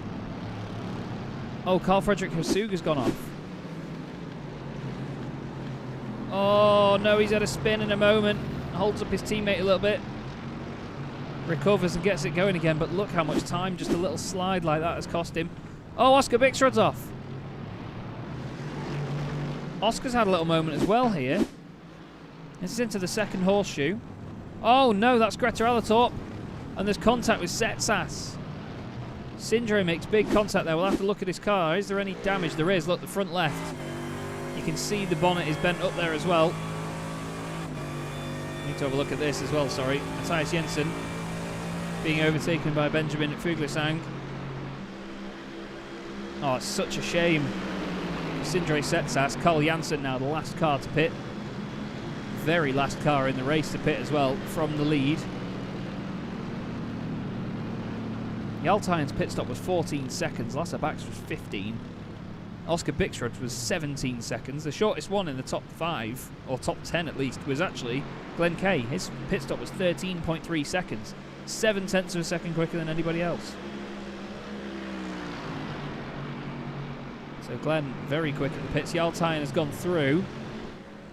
Carl Jansen is there, so Carl hasn't gained too much from that, but he's got some important names around him there. You need a very good pit exit here out of Daytona. Careful of those big lumps on the left-hand side. Now, where is the competition? There is the competition. It's his teammate Sindre Setsas right behind. Then you've got Oscar Bixrud and Glenn Kay. Side by side, Glenn trying to just wrangle that car through. Quite a bit of damage to the right-hand side. Further back, it's close here. That's Matthias Jensen. Carl Fredrik Hesug stuck to the back of him. What an awesome race we've got going on here, though. Just over 10 minutes to go then, and round 2 of the Scandinavian GT Series has been a real treat once again. Lucas Dorgaard still in the action, chasing down Sindre Furuseth. Just behind this, oh, Furuseth with a massive drift. Great angle of it. Oh, Isaacson's just got past Colin as well. Not sure whether he helped him. I think Dennis Björk. Oh wow, yeah, definitely a bit of help there, I'd say. Let's have a look. Onto the brakes they go. Oh, big hit. To be fair, Colin was very lucky to get away with just that there. That could have been a much worse incident for him. Silver lining and all that. Sort this one out, boys. Sindre Furuseth. Round the outside into the bus stop. Lucas Dorgaard gave him plenty of room. That was nice, respectful stuff. Gives him a flash of the lights as well for that extra power. And oh, actually he's giving the place back. Wondering whether he felt that it was a bit much. Gives him a flash, says, there you go, mate. Or is he... I don't know whether that's a... This is the thing. I don't know whether it's a nice flash or a nasty flash to say, get out of the way. Get out of the way. Get out of the way. Still. Gotta love it. Entertaining racing all the way through. So the 2 core cars are now 3rd and 4th. When it comes to 2-car teams, at least, they're doing fantastically. Carl Janssen just ahead of Sindre Setsas. Glenn Kay just behind. Sorry, it's Oscar Bixrud right behind them. Then it's Glenn Kay. Bit of a gap back to Benjamin Fuglesang, who has got Ostvold, Hesug, and Jensen right there with him. Yeah, WPS, good point actually. Slow down penalty, yeah, makes sense. Here's Alexander Arneson chasing his teammate down, Marty Jakola. They may be very different looking cars, but they're the same livery, just different colours. Team Vikings.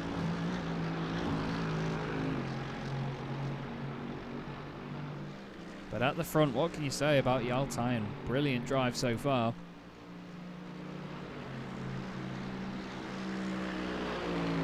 Pretty sure it's Jarl that was on the thumbnail.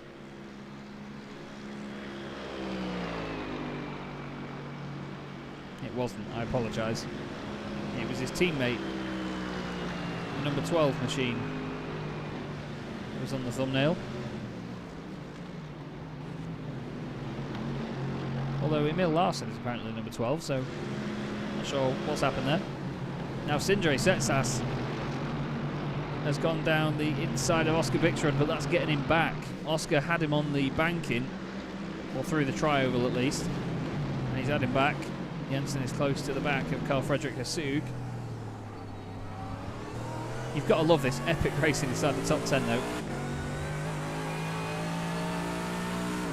Down towards the kink again. Long left, hard onto the brakes into the second right. So gentle on the turn in, otherwise it just feels like the car goes completely straight on.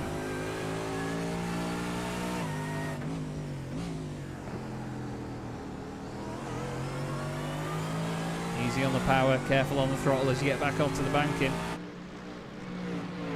And through again. Sindre's got to think about what's going on behind him here. Oscar Bixrud. Oh, powering through. He's below the yellow line. A little bit naughty, maybe.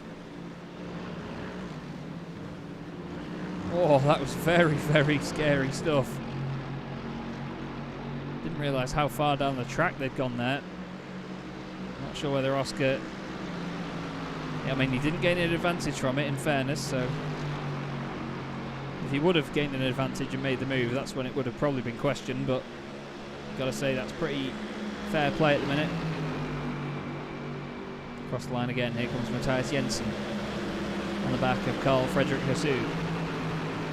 Personal best for Tyen, for Janssen, and Fuglesang and Ostvold, so these drivers at the front are really flying. Seems like Sindre is having to do a lot more work here to hold off Oscar than Carl Janssen is having to do to hold off his teammate. Look at that down the inside, Glenn Kay. Nearly contact. Oh, that was close. But Glenn gets it done. Lovely stuff. Opportunism from Glenn Kay.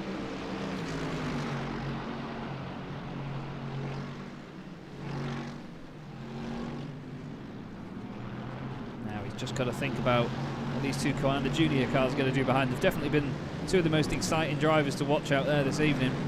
That's for sure. It's a shame we didn't really get to see too much of their teammate Carl Peder Nordstrand. He's been out of the race for quite a while now. The last car running is Andre Sorensen. Still going again. Daniel Sondergaard has been in the pits for a while, and as Lily Jourdain is still going in 47th. And here's a car we haven't seen much of this evening. Matthias Berg, again, look at the windscreen banner and the roof. The fact that that lines up is just so satisfying, and a lot of work to get right. Easily one of the best looking cars on the grid there, the AXA SimSport machine. This is the battle for 23rd and 24th position.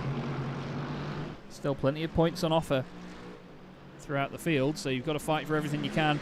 Now, Sindre Setsas is under pressure from Glenn Kay. Glenn's been rapid. Now look at the two Coanda cars. What are they going to do here?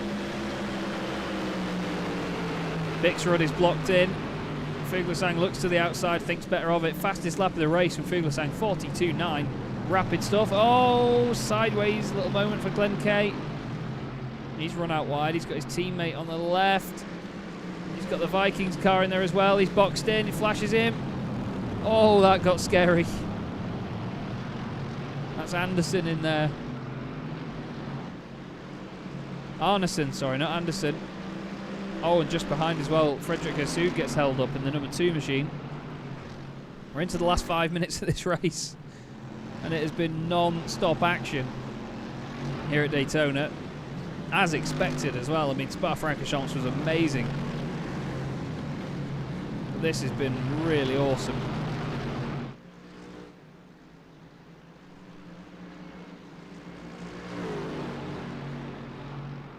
Again, thank you guys to everyone who has subscribed to Chaz Draycott Media.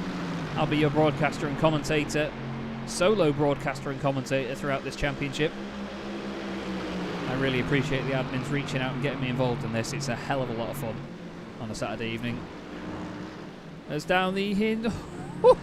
Oh, I'm not sure whether that'll be a slowdown, you know, for Oscar Bixrud. I didn't think he was going to make that then. I thought there was going to be contact with Sindre Setsas, but it appears not. Now, does he have a slowdown? Sindre looks down the inside. Yeah, I think he might do there. He's not fighting it too hard, is he? Glenn Kay wants a piece of this as well. Or, actually, no, sorry, that's Kenneth Ostwald. Glenn Kay is off the back of this. It's like a display team. Pushing, pushing, pushing. You need to be careful, boys. Great formation flying. Bit of contact there between Glenn Kay and Bixrud on the outside. Oh, Bixrud's out of shape. Glenn Kay nearly got tagged by his teammate there, and then Jensen's in this as well. Don't forget Jensen here. He's still... It may all be just a bunch of white Mercedes in front of him. Look at that on the brakes from Jensen. Go on, sunshine. Tries to get the better of Hassug. He's around here somewhere. He's around here somewhere. Where is he? There is he. Very close together through the kink. Oh, that's close indeed. Can we see him? No. Where is he? There he is. There you go. Well, close stuff as ever. Now Sindre once again under pressure from these two Commander machines. Fuglesang now ahead of Ostwald and Oscar Bixrud. Oscar really had a moment there in turn 1 that did not help him out. Look at the closing speed from Fuglesang. He's going to go around him, very close to him.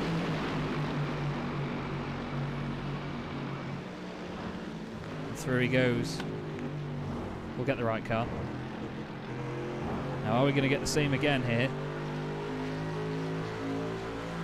Keep an eye as well on Kenneth Ostwald, because he's going to start closing up to the back of Sindre as he closes up to the back of Benjamin Fuglesang.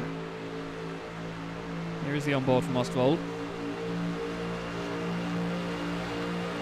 Sindre goes out. Oh, look, there you go. You can get a wonderful view inside. There you go, the FIA, just in case you wanted to check his fire extinguisher. Side by side in front, though. Into turn one, a little bit of a wiggle there from Ben. Still holds on. Janssen does his fastest lap of the race in third position. 2 minutes to go. We're going to get one more lap after this one. Your race leader is still Jarl Tyen. Lasser back still in second place. Oh, I think there was a bit of argy-bargy going on there. Didn't hear any, but it certainly looked like it. Just running wide a little bit through the International Horseshoe. There's cars still lining up behind this as well to try and take advantage. That is very close through there between Kenneth Ostwald and Oscar Bixrud. Tripping over myself here. This is amazing stuff. But there is your race leader. Looks like he's all out on his own, doesn't it? Jarl Tyen flying at the minute. Lasser back. It's been another standout performance by Lasser, but just couldn't hold on in that moment, unfortunately.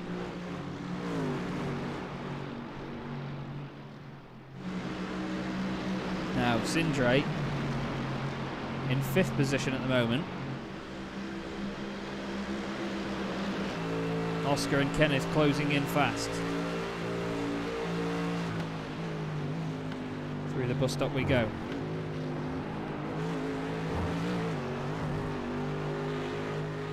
What can Oscar do here then?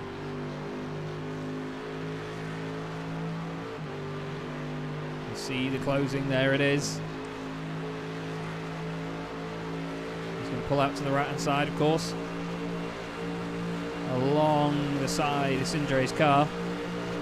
And there behind him as well comes Kenneth Ostwald. Kenneth's going to give Sindre a bit of a push.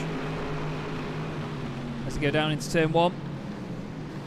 Hard on the brakes. Oh, out of shape. Now that in front of him is Benjamin Fuglesang. He really got closed up on there. Down the inside goes Jensen. Still pushing so hard in the middle of this fight. It's brilliant. Honestly, this is just some of the best racing I've ever seen. Honestly, hands down. I'm not just saying that for effect. This has genuinely been some of the best racing I've ever seen. Just these guys have put on such a show. Daytona has not disappointed. That one cone just keeps getting knocked over and then popping back up. Poor thing. Jensen now up into 9th. Does just sound like a squadron of World War II fighter aircraft just roaring their way through, doesn't it? It's great. Listen to it. But about 10 seconds up the road, we have this man, Jarl Tyen.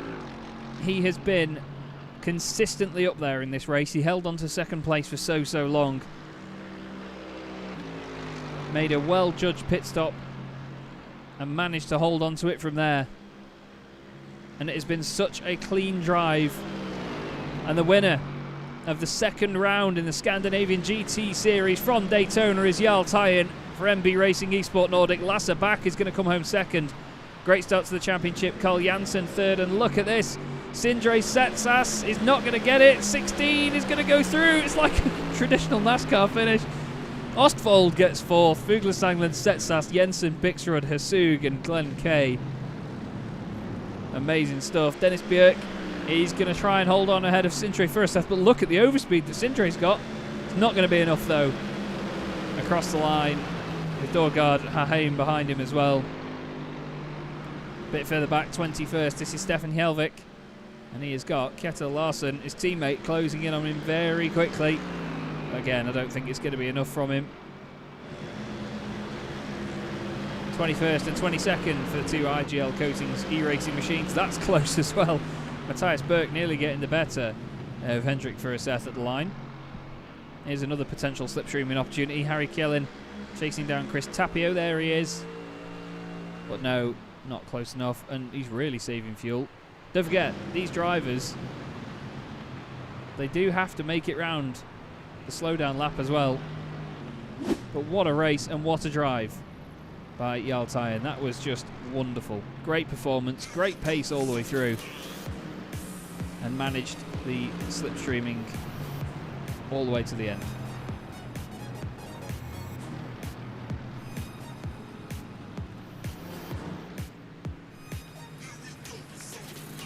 Well, what did you make of that one, everybody? That was a lot of fun, wasn't it? MB Racing Esport Nordic take their first win of the season. Lasse back though, second place. Awesome drive from him as well. He was consistently up there until that little touch, unfortunately, changed the race lead. But he was slightly out of shape. It'll be an interesting one to see what the guys think of that afterwards. Kenneth Ostwald at the end there. Fantastic opportunism to take the most out of that battle and come home right near the front as well. But we'll bring you the results then. Jarl Tyen takes the win, 4.1 seconds ahead of Lasse back. Carl Janssen gets his second podium of the season as well. Kenneth Ostwald finishes fourth ahead of Benjamin Fuglsang, Sindre Setsas. Look at the gaps between those guys. Matthias Jensen, Oscar Bixrud, Carl Hersug and Glenn Kay. Then it's Kenneth Gulbrandsen and Matthias Dahl, with Ole Steinbraten and Dennis Björk ahead of Sindre Furuseth, Lucas Dorgard, Nikolai Haheim and Eric Isaacson. Havard Collin was 19th ahead of Kai Schubert, rounding out your top 20, followed by Stefan Hjelvik, Kjetil Larsen, Hendrik Furuseth, Matthias Berg, Joe Vergaard Godestad and Mats Borg Andersen. He was followed by Asger Radstedt and Chris Tapio, with Harry Kjellin, Jeppe Johannesson, Idar Gerdevik and Eirik Olausen, the last cars on the lead lap.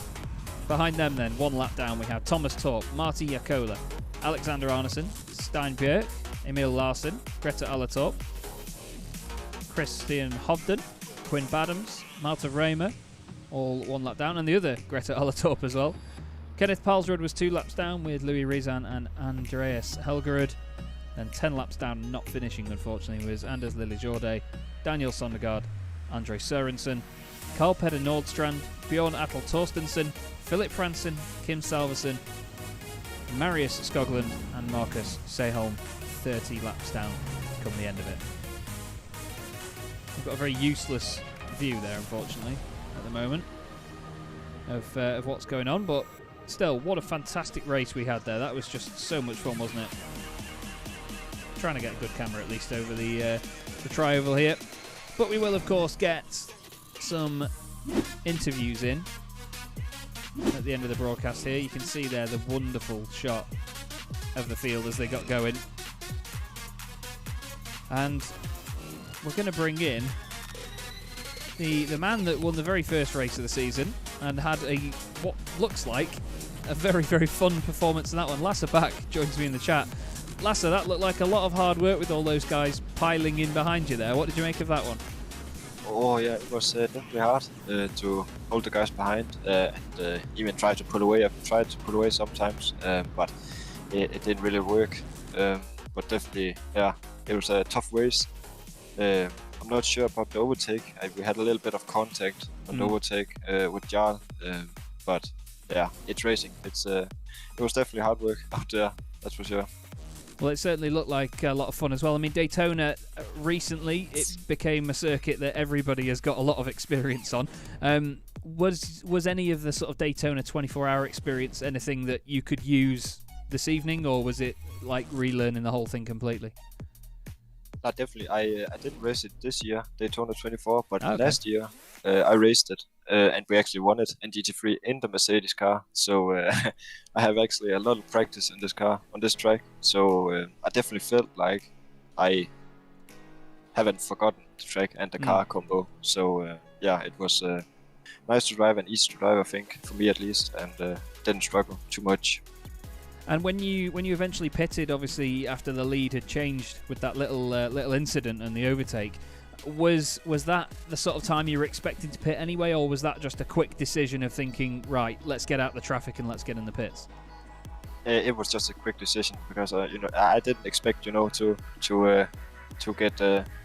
get a contact and get that far down. Yeah. So I just decided to pit because the guys in front were a little bit slow. They were like fuel saving a bit, and they were also fighting. So I decided, okay, let's just pit 3 laps before, or 5 laps before, I think. And it worked out pretty good, I think. I think I overtook one car. I'm not sure about the other guys, what they did. I think they crashed or something, or made mistakes because they were really far back. But yeah, I think it was a good decision. Yeah, it certainly worked out in the end, and that's the thing, isn't it? I was saying that throughout the broadcast, that it's knowing when to sort of jump out of a fight that's going on or when to stay in it because you can fuel save. It's a bit of a balancing act around here. But either way, strong points on the board again with a second place finish. I'm sure you're very happy with that one. Is there anybody you'd like to give a shout out to before you go? Yeah, shout out to Williams Esport and the people watching the race. Yeah. Thank you very much, Lasse. Great to speak to you, mate. Well done again today, and we will see you next time round. Thank you. Sure. Cheers. Brilliant stuff.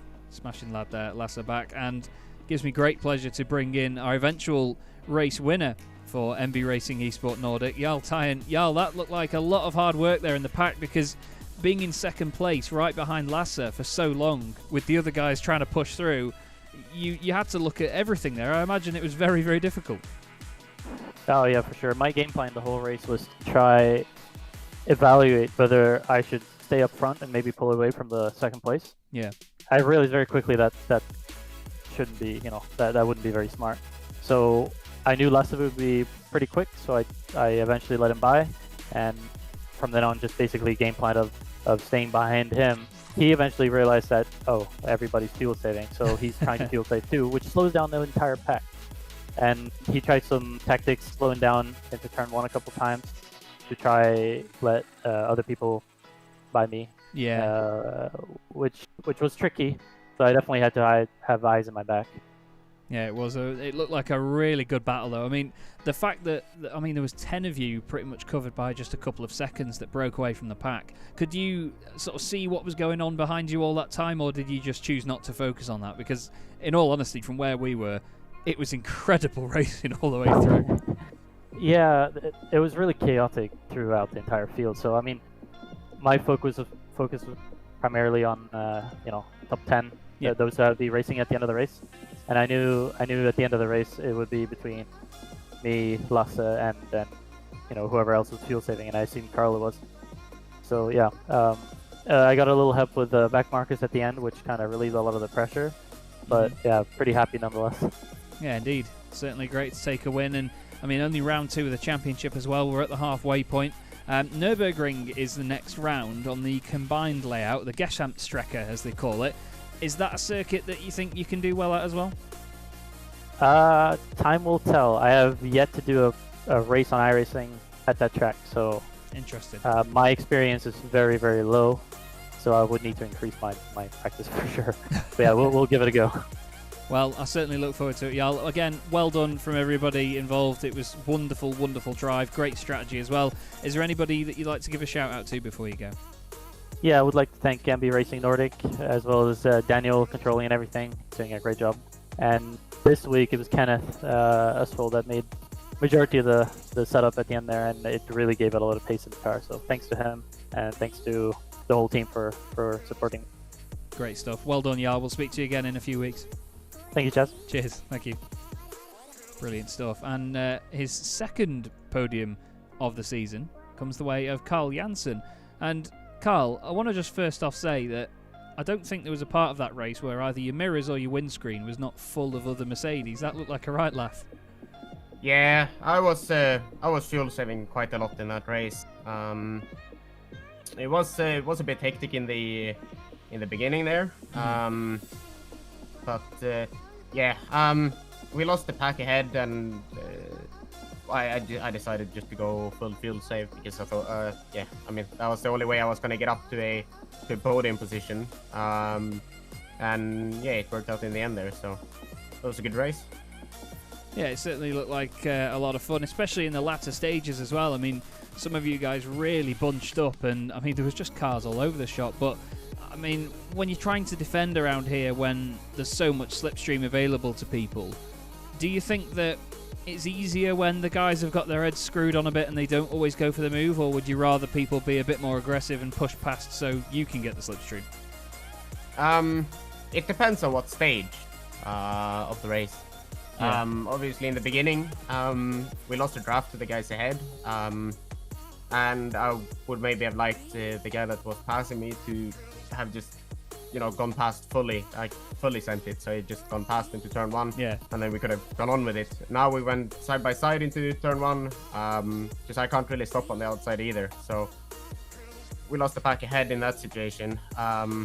But then obviously in other situations it's better that you stay behind, like if you're trying to catch a pack or something like that, then it's very helpful to have someone stay behind that you just keep in line.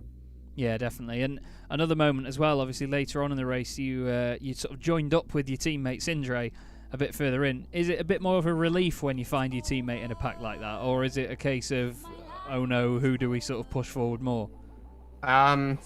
No, like you get a bit relieved when you have your teammate behind, because you know there's not going to be any stupid stuff happening. You know, true. No stupid sends or overtakes. And I think Sindre had some damage as well there, so yeah, we just tried to get one of us away there, and then the other one trying to help the other guy get away. Yeah, he certainly had his work cut out, because when he drove off, it was like he was trying to fend off a swarm of bees while he was wearing no clothes. It was just honestly just surrounded by them, but it was a wonderful, wonderful fight either way. Great entertainment. And of course, you know, for you, another podium this season. It's been a very strong start. Will you go to the Nürburgring combined Gesamtstrecke layout next time? Are you feeling confident about that one? Yeah, that should be good. Me and Sindre are doing the digital Nürburgring Endurance Championship there, I've driven loads and loads of hours, and with us moving up into GT3 for this season in that championship there, I think we got a good start. Obviously, we don't drive the Merc, we drive the Lambo there, so that will be a bit of a difference. But I think all in all, we got a good start for that track, and that should be good for sure. Yeah, that's the thing. Around there, experience is pretty much everything at the Nürburgring, isn't it? Just knowing where the bumps are, where the curbs are, where not to push, where you should push, and so on. But I really look forward to seeing how you get on, Carl. Again, well done on your podium today. Another fantastic result. Is there anybody you would like to say a thanks to while you're on the stream? Yeah, especially Sindre for all the help. And then everyone at Core Sim Racing. Perfect job as always. So big thanks to everyone. Awesome stuff. Great to speak to you again, Carl. Well done, mate, and we'll see you in a few weeks. Yeah, later. Cheers. And we have one final interview with somebody that I've got the very awkward question of how do I say your name lined up for. Benjamin Fuglesang is how I've been saying it. Joins me in the chat. I've probably saying it wrong. I imagine it's Fuglesang, something like that. But either way, what a race you had, mate. There was just cars everywhere around you. Yeah, it was a lot of cars around me. It was kind of hectic in the middle of it, so, and very hectic at the end. It was like cars everywhere. I was saying on the stream, it was like a proper NASCAR finish at the end, wasn't it? You know, everybody just pushing each other across the line. But I mean, at the same time, while it is incredibly competitive, it looked like quite a lot of fun. Yeah, it was pretty funny to drive in the middle of it, and it was really close at the end of the race. And when we crossed the finish line, and was like everybody behind each other and kind of pushing each other over the finish line. Yeah, it certainly is one of the closest finishes I've definitely seen in GT3 racing. Now, I did have to ask the question though, because I don't want to get, as you can imagine, there's a lot of names in this championship that I think I'm getting wrong. Now, I wondered if you could give me an example live on air of how I should pronounce your surname. I think you pronounce my name okay. Okay. It's just how it's supposed to be pronounced. Yeah. Okay, so there's no silent letters or anything sneaking up on me now? No. Good stuff. Well, you and your teammate, especially in there, I mean, Oscar was all over the place with you there as well. You know, there were so many side-by-side moments. Were you completely racing against each other, or was that all a bit of strategy and communication between the two of you? We communicated the whole race, and we had a strategy to like overtake people and not trying to fight as much. Yeah. Well, it certainly looked like it worked. I mean, the results show, and looked like you had a lot of fun out of there. We go to the Nürburgring in 2 weeks' time. Is that a circuit that you're excited for? Yeah, I'm really excited. It's a long circuit and very difficult, but I haven't driven a lot on it, so it's going to be hard. But I'm going to keep pushing and try to do my best. Indeed, and apologies, not 2 weeks, 3 weeks, that's my bad. But either way, it's certainly going to be an exciting round, mate. Well done again for today, a good top 5 finish. Is there anybody you'd like to give a shout out to? I would like to thank Even for giving me a lot of help, and we have driven every day and have a lot of sessions and helped each other very much, so that gets the speed going. Indeed. Well, it certainly worked out for you, mate. Well done again. Great to speak to you, and we'll see you at the Nürburgring in a few weeks. Yes. Thank you, mate. Awesome stuff. Benjamin Fugler-Sang there from Coanda Junior Team. And what a wonderful night in the Scandinavian GT Series here. Jarl Tyen takes his first win of the championship. Lasse Bak finishes second after winning at Spa-Francorchamps as well. And what an evening it has been. That is all we have time for this evening, though. Thank you very much, everybody, for watching. Thank you to all of the series sponsors as well. Pixel Esport, MB Racing, Esport Nordic, and, of course, Racing Performance Centre as well, RPC. My name is Chaz Draycott at Chaz Draycott Media. It's been an absolute pleasure again to bring you this broadcast. As you heard there, catch us in 3 weeks' time at the Nürburgring Gesamtstrecke combined layout. It's going to be an absolute corker. But for now, have a wonderful evening. We'll see you in a few weeks. Good night.